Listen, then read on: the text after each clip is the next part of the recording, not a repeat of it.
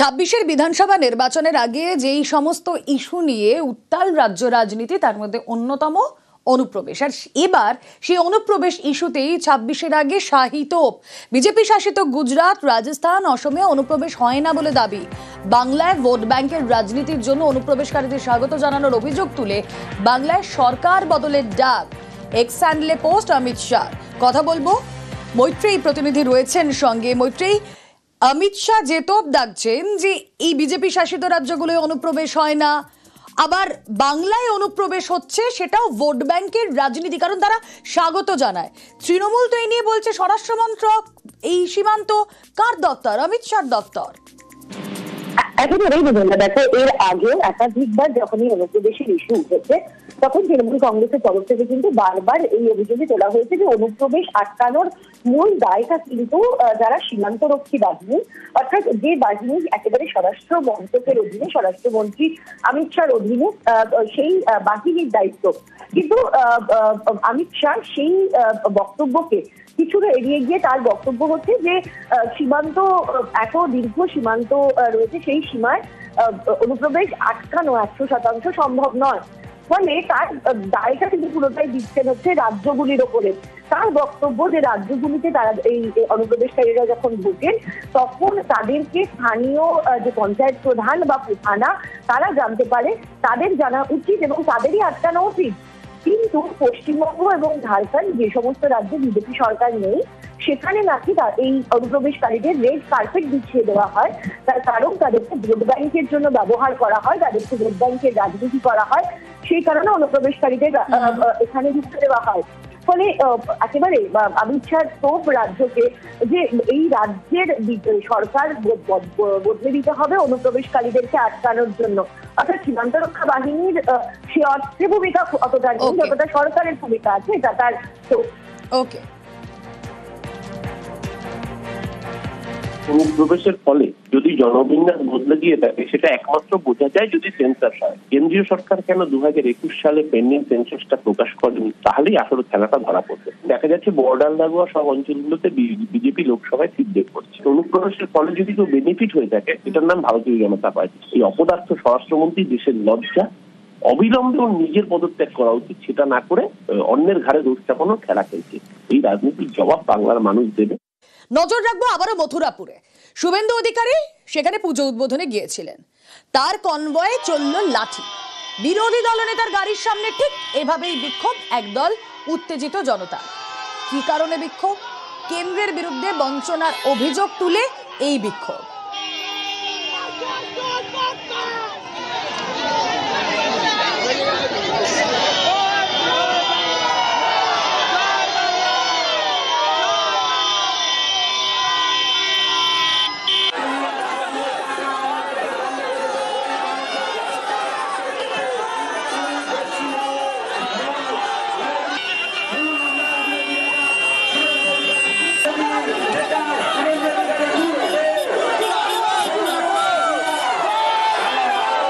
বিরোধী দলনেতার গাড়ির সামনে ঠিক এভাবেই বিক্ষোভ দেখাতে থাকেন একদল উত্তেজিত জনতা। কেন্দ্রের বিরুদ্ধে বঞ্চনার অভিযোগে তাদের এই বিক্ষোভ, হাতে প্ল্যাকার্ড নিয়ে তারা এভাবেই স্লোগান শাউটিং করতে থাকে।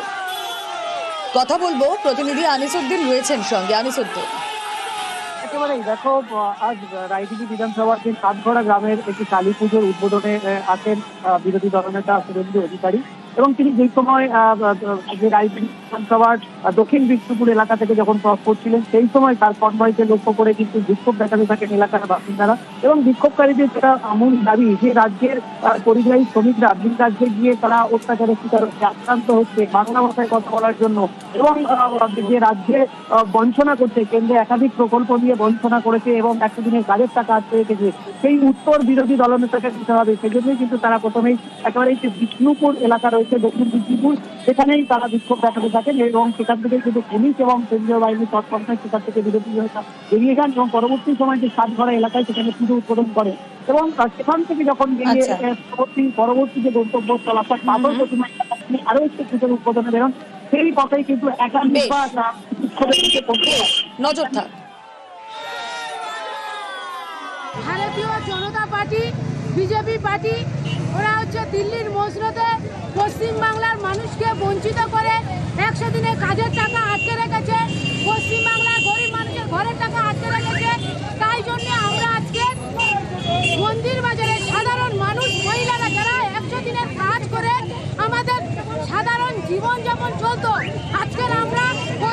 শ্রমিক হয়েছি, ওই শুভেন্দু অধিকারী দিল্লির নেতাদের কাছে মানা করে দিচ্ছে যে পশ্চিমবাংলাকে বঞ্চিত করার জন্য, তারই প্রতিবাদে আজকের আমরা বন্ধে নেমেছি।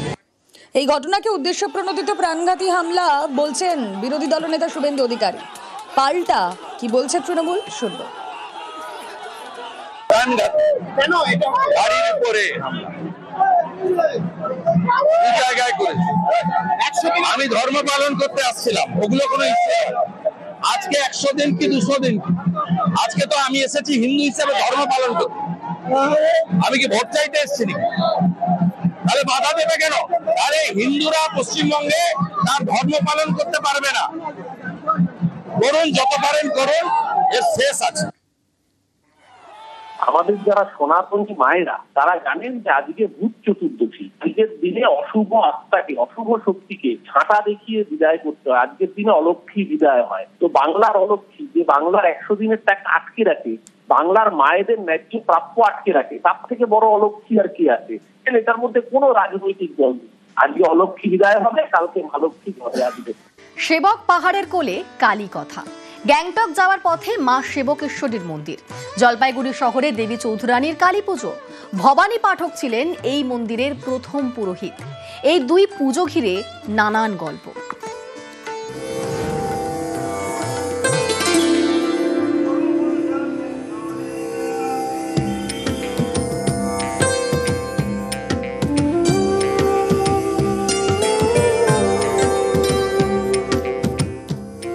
জলপাইগুড়ি শহরে 233 বছরের পুজো।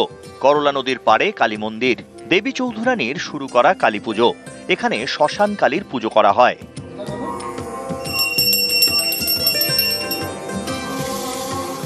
কথিত আছে জলপাইগুড়ির এই গোশালা মোড়ে একসময় থাকতেন দেবী চৌধুরানী। তিনি এখানে মা কালীর সাধনা শুরু করেন। ভবানী পাঠক ছিলেন এই মন্দিরের প্রথম পুরোহিত। রুকরুকা হয়ে করলা হয়ে তিস্তা থেকে বজরায় যাতায়াত।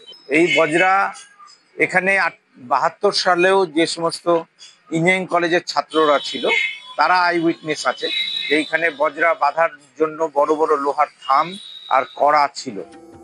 প্রত্যেক অমাবস্যায় দেবী চৌধুরানীর মন্দিরে বিশেষ পুজো হয়। ভোগে থাকে শোল বোয়ালের ঝোল। এই পুজোর কি প্রসাদী হিসাবে ব্যবহার করা হয়? আমিষ ভোগ। কি কি থাকে? শোল মাছ, বল মাছ। ভূপৃষ্ঠ থেকে 350 ফুট উঁচু 107টা সিঁড়ি পেরিয়ে মা সেবকেশ্বরী দর্শন। ইংরাজি 23 সাল থেকে পশুবলি যেটা ছিল পাঠাবলি, এটা বন্ধ হয়ে গেছে। তার পরিবর্তে চাল কুমড়ো, আখ, কলা বলি হয় এবং যদি কেউ মানসিক বলি দিতে চায় ফল বলিটা আমাদের প্রচলন আছে। সকালবেলা চণ্ডীপাঠ হবে, ঘট নিয়ে তিস্তায় বিসর্জন দিয়ে আবার তিস্তা থেকে নতুন করে ঘটে জল ভরে নিয়ে এসে মাকে সেই রাত্রেই আবার ওখানে স্থাপন করা হয়। শিলিগুড়ি থেকে গ্যাংটক যাওয়ার পথে জাতীয় সড়কের বাঁদিকে মন্দির। এখানে 1952 সাল নাগাদ সেবকেশ্বরীর পুজো শুরু হয় এক কালী সাধকের হাত ধরে। মন্দির প্রতিষ্ঠা হয় পরে 1970 সাল নাগাদ। সেবক পাহাড়ের কোলে এই মন্দিরে সারা বছর ভক্তের আনাগোনা। মাঝে মাঝেই আসি আমরা, প্রত্যেক বছরে কিংবা বছরের থেকেও আরো ঘন ঘনই হয়। শিলিগুড়িতে যেহেতু বাড়ি, সুযোগ পেলে যে কোনো সময় চলে আসে।